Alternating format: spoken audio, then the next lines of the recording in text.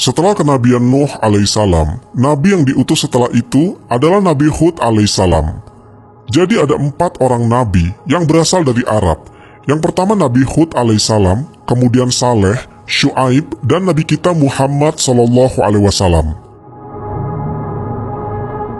Nabi Hud alaihissalam menjadi yang pertama yang berasal dari Arab, dan beliau sekaligus nabi yang pertama yang berbicara menggunakan bahasa Arab.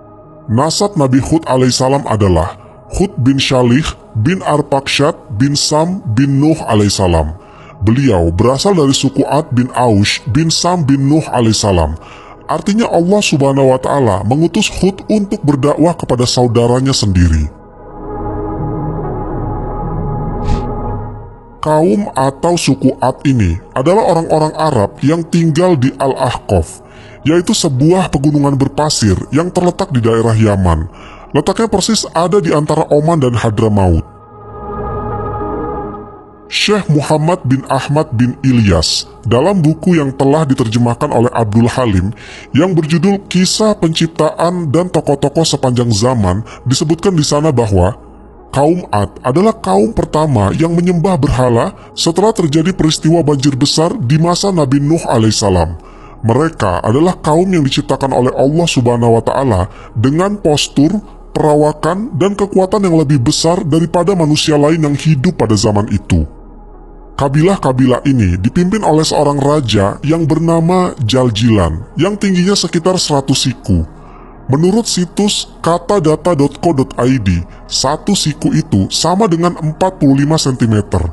Artinya tinggi Raja Jaljilan ini mencapai 45 meter, yang biasanya manusia memiliki postur badan rata-rata hanya 1,7 meter saja.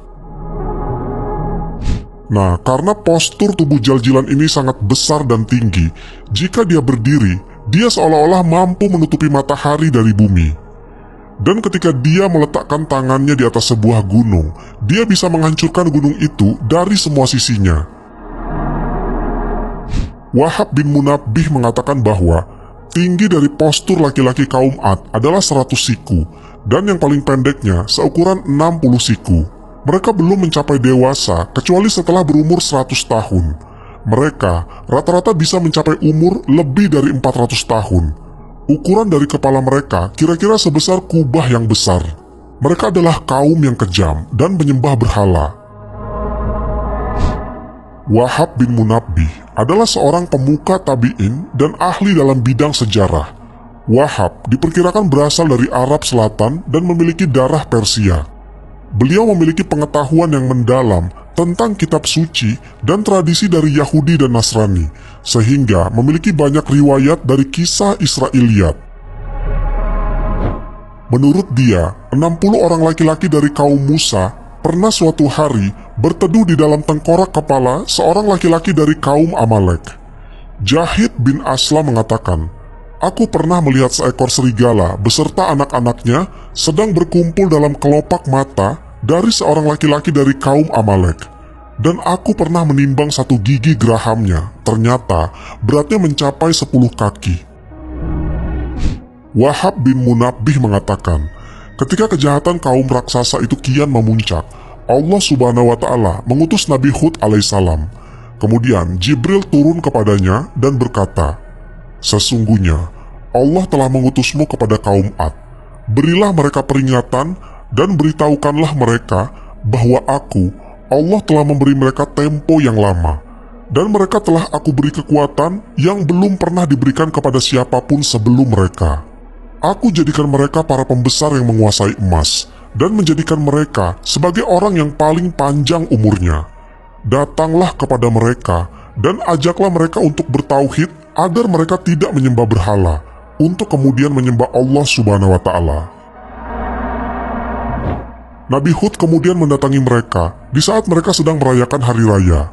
Di sana, para pembesar kaum itu sedang berkumpul, dan Raja Jaljilan duduk di atas ranjang yang terbuat dari emas. Kepalanya memakai mahkota dengan bertahtakan permata yang megah.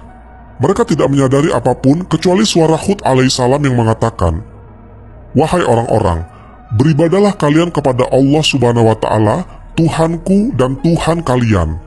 Kalian tidak memiliki Tuhan kecuali Dia, Dan janganlah menyembah berhala yang kalian telah buat itu. Ini adalah yang menyebabkan kaum Nuh sebelum mereka ditenggelamkan.